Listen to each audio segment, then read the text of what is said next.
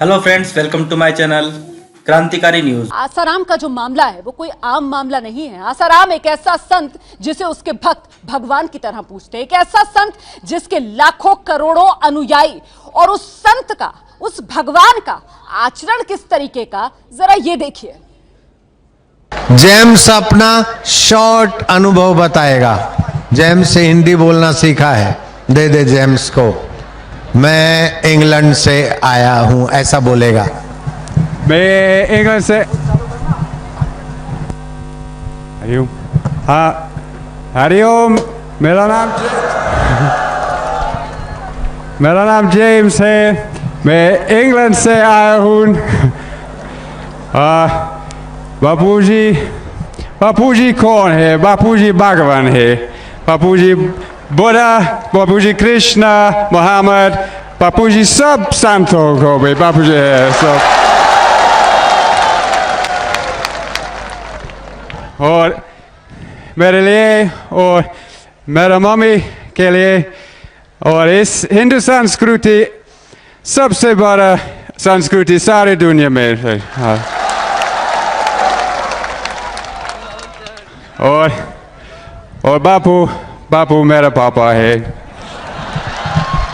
और मम्मी बापू को कैसा क्या?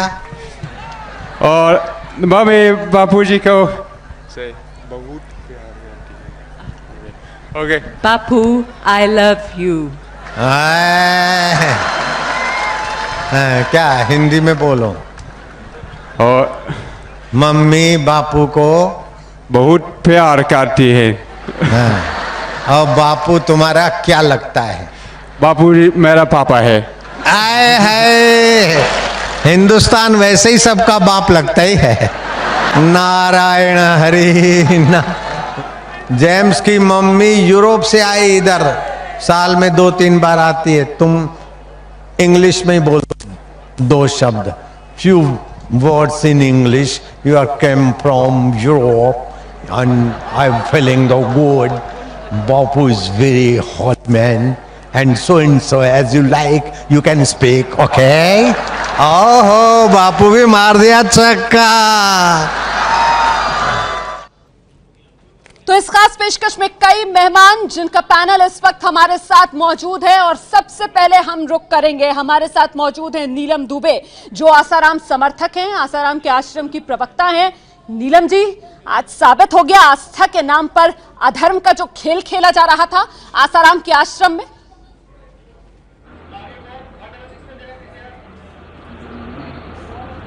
देखिए, खेल क्या खेला जा रहा था ये आप नहीं कह सकते, क्योंकि आपने आश्रम कभी नहीं देखा।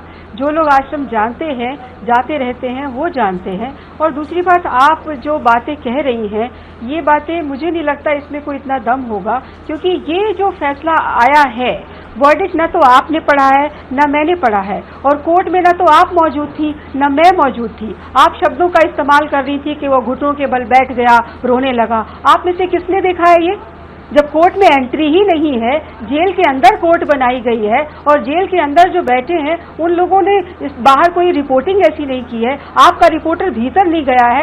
आप ऐसी बेबुनियादी बातें क्यों बोल रही हैं? दूसरी बात, हमने बार बार बोला है। जवाब सुनिए। जानती है ना आप, 2 आरोपी जिन्हें बरी किया गया, जिसमें एक शिवा है, दूसरा प्रकाश है, दोनों के वकीलों ने जो अदालत के भीतर मौजूद थे, आंखों देखी एबीपी न्यूज के साथ साझा की। उसके आधार पर, उसकी बुनियाद पर हमने ये जानकारी दर्शकों तक पहुंचाई। हम बेबुनियाद बातें नहीं करते मैडम। मैं फिर अपने सवाल पर आऊंगी। जो अधर्म का खेल आस्था के नाम पर आसाराम के आश्रम में खेला जाता था, आज पर्दाफाश हो गया ना उस गंदे खेल का। हालांकि आपने रोड़े बहुत अटका है कि इंसाफ उन्हें मिले ना। जिस तरीके से गवाहों तक को निशाना बनाया गया, 3 गवाहों की हत्या तक कर दी गई। नीलम जी,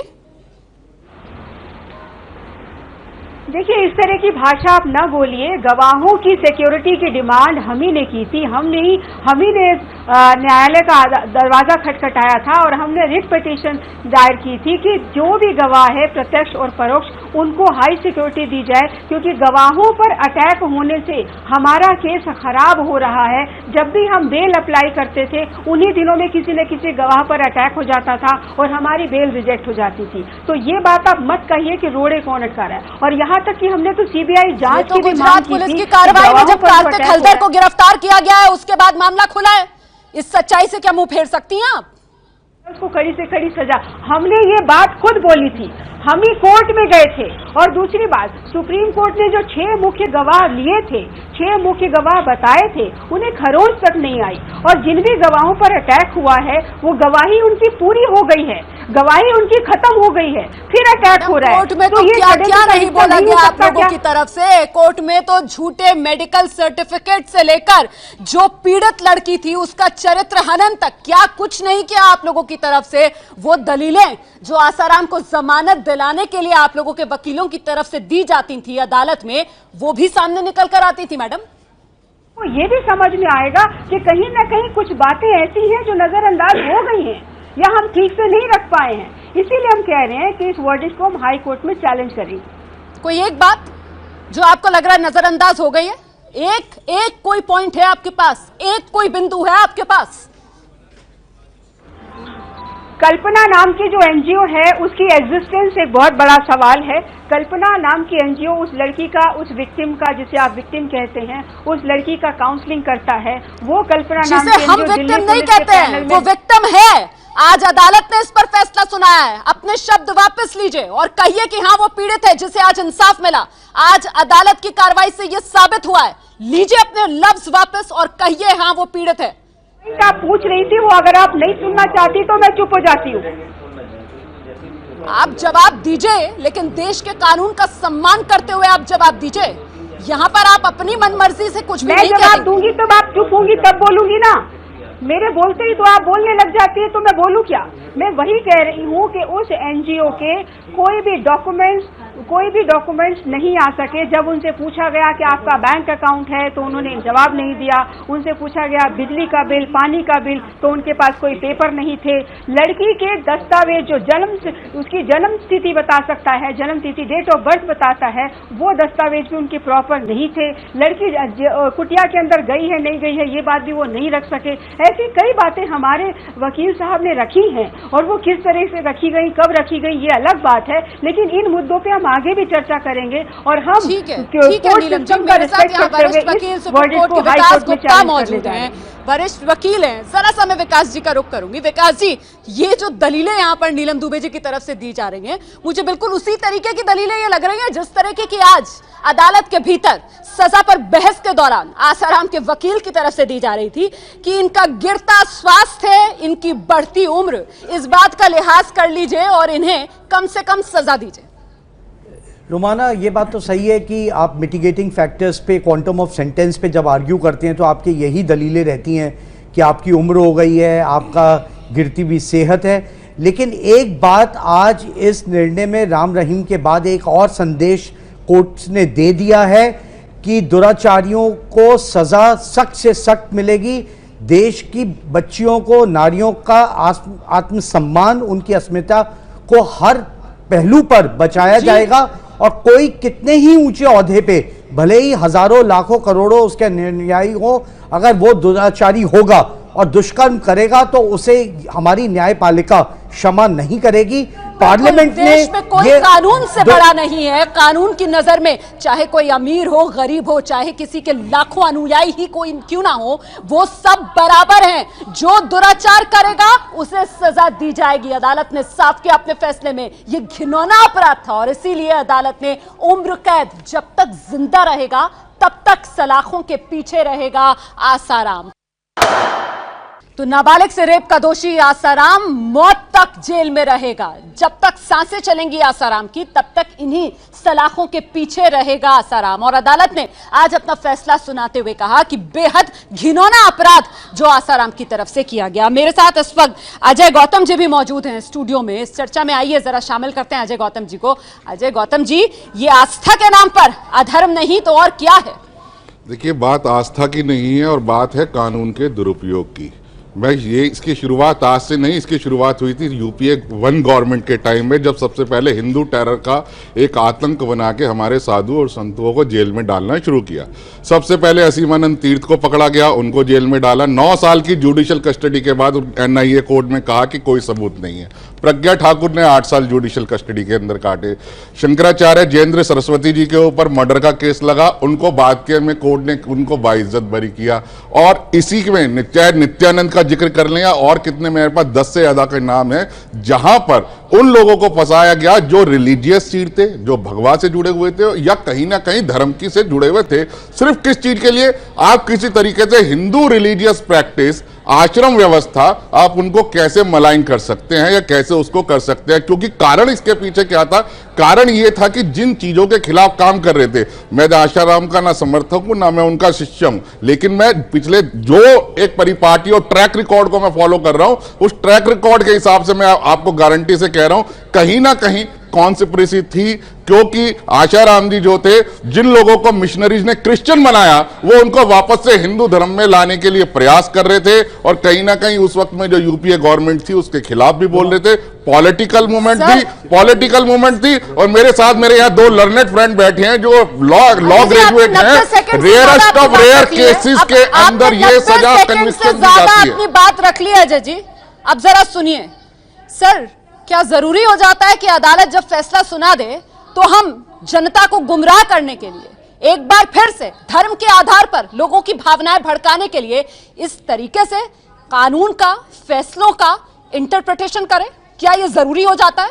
और जितनों के नाम आपने गिनाए, जिसमें असीमानंद का भी नाम आपने गिनाया, बरी किया ना उन्होंने, अदालत ने बरी किया। लेकिन आज इस मामले में अदालत ने कहा है कि जेल में काट दिए जिन्होंने टॉर्चर सह लिया, उनको बता दीजिए।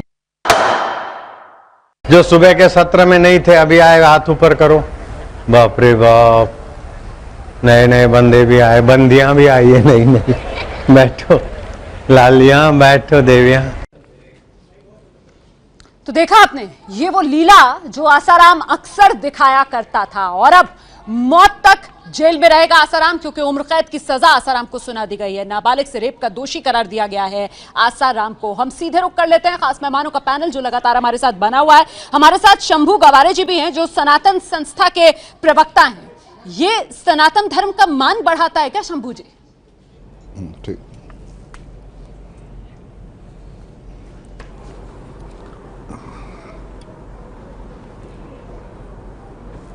शंभू जी, मेरी आवाज मिल रही है तो जवाब दीजिए, इससे मान बढ़ता है क्या सनातन धर्म का? नहीं, देखिए, अभी न्यायालय का जो ये आया है उसका तो हम सम्मान ही करते हैं, लेकिन जैसे नीलिमा जी ने बताया था कि हमारे जुडिशियल सिस्टम में हम आगे के कोर्ट में जा सकते हैं, तो वो हमारा न्यायिक हक है। तो उस हिसाब से अगर हमारी श्रद्धा है कि बापूजी निर्दोष है, तो उसके ऊपर आप बार बार वो जो आप बोल रही है वो हम मान के चले और उसके तरफ से सपोर्ट करें, ऐसा तो नहीं हो सकता। क्योंकि अभी अजय गौतम जी ने भी बताया था कि ऐसा नहीं है कि अभी तक के जो षड्यंत्र थे, वो षड्यंत्र के बाद जो भी हिंदू साधु थे उनको बाद में बेइज्जत बरी कर दिया गया है। उनकी जिंदगी के काफी साल उसको बर्बाद हो चुके हैं, उसके बारे में कोई कुछ नहीं कहता है। लेकिन अब आज हाँ, तो वही तो हम किधर बोल रहे हैं कि आसाराम, अब उससे जुड़ा हुआ मेरा सवाल है कि बंदे आ गए, बंदियां भी आ गई, जिस तरीके की बातें किया करता था आसाराम अपने भक्तों के साथ, उससे सनातन धर्म का क्या मान बढ़ता था शंभू जी?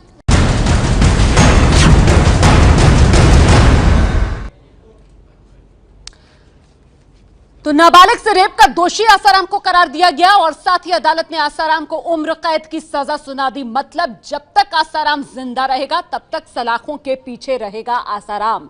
देखिए, आसाराम के पास न्यायिक मौका है आगे की अदालत में अपील करने का, लेकिन इस बीच एबीपी न्यूज आपका चैनल बड़ा सवाल ये उठा रहा है कि आखिरकार आस्था के नाम पर अधर्म क्यों? और ये सवाल हम इसलिए पूछ रहे हैं क्योंकि, तो सुना आपने, ये आसाराम की भाव भंगिमा, ये आसाराम का आचरण, ये आसाराम के शब्द दीपा जी भी हमारे साथ मौजूद हैं इस चर्चा में। दीपा जी, ये एक संत का आचरण इसे कहेंगे? रोमाना जी, ये वीडियो पहले आपने कभी क्यों नहीं दिखाई? आसाराम तो बहुत टाइम से ऐसे सत्संग करते रहे हैं, बहुत टाइम से ऐसी चीजें होती रही हैं। आज आप ये वीडियो दिखा रहे हैं सजा मिलने के बाद, आपने पहले क्यों नहीं, जो फॉलोवर्स हैं उनके, उनको पहले ये दिखा के क्यों नहीं अलर्ट किया आपने? आज आप ये दिखा रहे हैं, आज आप ये साबित करना चाह रहे, क्योंकि आज वो आरोपी साबित हो गए, उनको सजा हो गई, तो आज आप ये दिखा रहे हैं कि आचरण अच्छा नहीं था। बताइए, आपने पहले अलर्ट हुई है, पहले लोगों को क्यों नहीं अलर्ट किया आपने? जितने फॉलोअर्स थे पहले अलर्ट करते ना, ताकि इतने लोग बच पाते उनसे। वो जो लड़की आप कह रहे नाबालिग है, उसके साथ गलत हुआ, ये पहले बचाया जा सकता था ना, अगर आपके पास इस तरह की वीडियो थी। मतलब आप मान रही है ना ये गलत किया? अगर आपके पास इस तरह की वीडियो थी और आप वाकई देश का भला चाहते हैं, तो आपको इस तरह की वीडियो पहले दिखानी चाहिए, पहले भी दिखा चुके हैं। जिससे कि एक नाबालिग लड़की या उसके माँ बाप कभी भी ऐसे संत के पास या ऐसे व्यक्ति के पास अपनी बेटी को नहीं भेजते। रुमाना जी, ऐसा मतलब है, दीपा जी, ये है, देखकर आपको भी गुस्सा आया ना?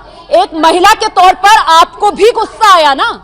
इसे एक संत का आचरण कहा जाएगा या नहीं? बिल्कुल नहीं कहा जाएगा, बिल्कुल नहीं कहा जाएगा, संत का आचरण नहीं कहा जाएगा। लेकिन मेरा भी तो आपसे एक सवाल हो सकता है, सभी सवाल करने का अधिकार आपको नहीं। बहुत अच्छा किया, एक महिला के तौर पर आपने जवाब दिया इस सवाल का कि इसे संत का आचरण कहा जा नहीं सकता। और अब हिंदू महासभा के स्वामी चक्रपाणी हमारे साथ मौजूद हैं। स्वामी चक्रपाणी जी, दीपा जी तो जाग गई, वो कह रही है इसे संत का आचरण कह नहीं सकते। आप बता दीजिए, आप क्या कहेंगे इसे? हरिओम। देखिए रोमाना जी, बड़ी सीधी सी बात है कि निचली अदालत ने जो सज़ा दिया है तो सज़ा दिया है, तो देख करके कुछ दिया है। ये अलग बात है कि वो अंतिम फैसला वो नहीं है, जो भी फैसला आया है। लेकिन इस बात को बिल्कुल वो किया जा सकता है कि देखो, उन्होंने अच्छे काम भी किए और अच्छे कार्य भी किए उन्होंने। और ये सब जो वीडियो दिखाए जा रहे हैं, चलो पहले से भी आता है, लेकिन जब दिन किसी का खराब, सिर्फ इस वीडियो पर बात कीजिए, आप बोल दो, बहुत हॉट है बाबा, हॉट सुन रहे थे ना आप भी? हाँ, इसे कहा जाएगा एक संत का आचरण? ये संत की भाषा थी, शर्मिंदगी महसूस नहीं करते आप लोग ये सुनकर? रोमाना जी, जाकिर नाइक के वीडियो पे बात होगी सर, एक एक करके आप अपनी बात रख चुके हैं ना। अब स्वामी चक्रपाणी को देखिए, जाकी रही भावना जैसी, जाकी रही रोमाना जी जाकी रही भावना जैसी, हरी मूरत देखी तीन तैसी। स्थिति यह है, जब दीन आदमी का खराब हो जाता है ना, तो घोड़े वो ऊंट पे भी बैठे तो कुत्ता काट लेता है। अब तो जो भी वीडियो दिखाएंगे ना, तो उसमें अब लोगों की नजरिया जो बदलने वाले हैं वो बदल के देखेंगे। उस समय तो लोगों को अच्छे लगते थे, तालियां बजाते थे, आज लगेगा कि देखो अब चूंकि एक रेपिस्ट के रूप में देखेंगे कि इसने वो किया। सवाल देखो, हमें तो उनके जो अच्छे कार्य उन्होंने किया उससे मतलब, उन्होंने अच्छे कार्य भी किया, ये भुलाया नहीं जा सकता। उन्होंने मलिन बस्तियों में जाकर के सेवा कार्य किए, उन्होंने नशा छुड़ाया है, उन्होंने लाखों बच्चियों के घर को बाबा जो है वो बड़ा बाबा कृष्णा। ये तो सर हमारी जो संस्कृति है, हमारा जो धर्म है, मुझे तो ऐसा लगता है ये उसका मजाक बनाया जा रहा है। तो आस्था के नाम पर अधर्म आखिर कब तक? ये बड़ी कवरेज एबीपी न्यूज पर आसाराम को लेकर जो आप देख रहे हैं, आसाराम जिसे नाबालिग के साथ रेप के मामले में दोषी करार दिया गया और अदालत ने आजीवन कारावास, मतलब जब तक जिंदा रहेगा आसाराम तब तक सलाखों के पीछे ही रहेगा आसाराम। हम चर्चा कर रहे हैं, रुक कर लेते हैं हम इस वक्त। हमारे साथ महेंद्र चावला, आसाराम के समर्थक भी इस वक्त मौजूद हैं। महेंद्र चावला जी, धर्म के नाम पर अधर्म का ये खेल, जिसका आज पर्दाफाश अदालत ये कहकर करती है कि बेहद घिनौना अपराध था ये।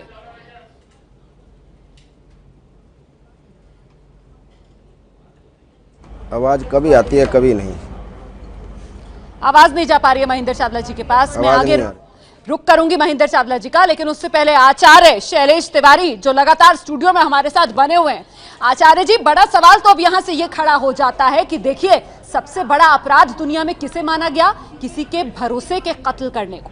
और जब धर्म के नाम पर अधर्म का खेल खेला जाता है, तो वहां पर वो भक्त जो आंख बंद करके विश्वास कर रहा होता है अपने गुरु पर, अपने संत पर, अपने बाबा पर, वही उसके भरोसे का कत्ल करता है। आखिरकार ये गंदा खेल रुके कैसे, शैलेश जी? देखिए, जस करनी तस भोग, जस करनी तस भोग, नरक जाता तो क्यों पछताता। जो जिस तरह का पाप करेगा उसका दंड यहीं पर सब कुछ मिलेगा। जहाँ तक सनातन धर्म की बात है, तो सनातन धर्म से आसाराम का कोई संबंध नहीं था, ना तो ये किसी अखाड़े से जुड़े हुए थे और ना ही किसी शंकराचार्य पति से जुड़े हुए थे।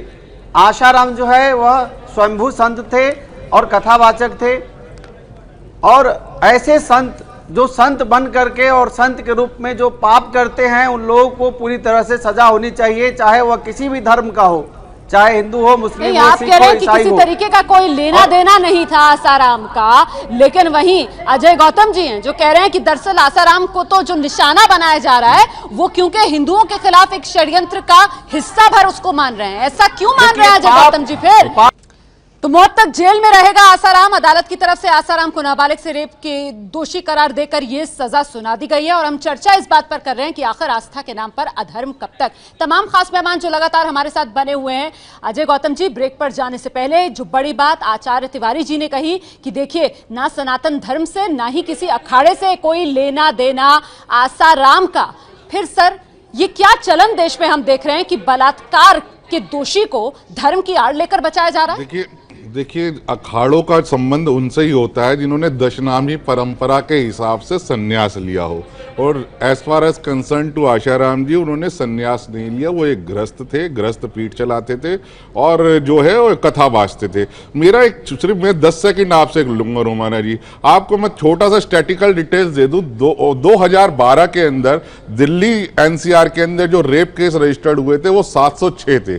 2017 में उसकी जो फिगर है वो 2107 हो गई। ये मैं और स्टैटिकल डिटेल्स दे रहा हूं, मेरे साथ में जो मेरे लर्नेड दोस्त हैं वो उसको एग्री करेंगे। लेकिन मेरी जो सिर्फ छोटी सी चिंता यह है कि 2176 रेप केसेस को छोड़ के सारे का सारा फोकस जो है वो इस एक केस को लेके क्यों है? क्या बाकी के लोगों के साथ गुनाह नहीं हुआ? बाकी के लोगों को इंसाफ नहीं मिलना चाहिए? बाकी के लोग डिजर्व नहीं करते? क्योंकि ये आदमी हिंदू धर्म से जुड़ा हुआ है, इसकी इज्जत हम जितनी उछालेंगे उतनी धर्म की इज्जत उछलेगी, इसलिए इसको टारगेट किया जा रहा है। कोशिश करता है और जो नहीं, मैंने कहा क्या 2176 रेप के जो 2017 में दर्ज हुए 376 के, उनके न्याय की चिंता आपको क्यों नहीं है रोमाना जी? इतना तो बताइए। इस वक्त हमारे साथ मौजूद है राखी। ये गंदा खेल जब तक खेला जाता रहेगा, धर्म की आड़ लेकर बलात्कार के दोषियों को बचाने का, तब तक आपको लगता है कि आस्था के नाम पर ये जो अधर्म का खेल है इस पर रोक लग पाएगी?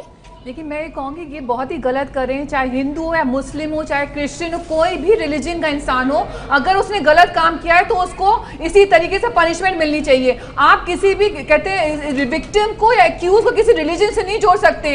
जो हमारा कोर्ट ऑफ लॉ है वहाँ पे वो रिलीजन बेस्ड नहीं है कि भाई हिंदू है तो उसको इतनी सजा मिलेगी, मुस्लिम है तो इतनी सजा मिलेगी। वहाँ सब लोग एक समान है, सबके लिए एक ही सजा। अगर गलत किया है दोषी कोई भी उसको सजा मिलेगी मिलेगी। अगर इस तरीके से लोग इस तरीके से करके हिंदुइज्म का खराब नाम खराब कर रहे हैं। अगर किसी ने किसी नाबालिग के साथ गलत किया तो आपको एक्सेप्ट करना चाहिए, उसको बोलना चाहिए कि हाँ वो गॉडफादर नहीं, आप इस तरीके से बलात्कार का दोषी है तो कृपया करके उसे बलात्कार के दोषी के नजर से ही देखिए, इसी नजरिए से देखिए, उसे धर्म के चश्मे से आप मत देखिए।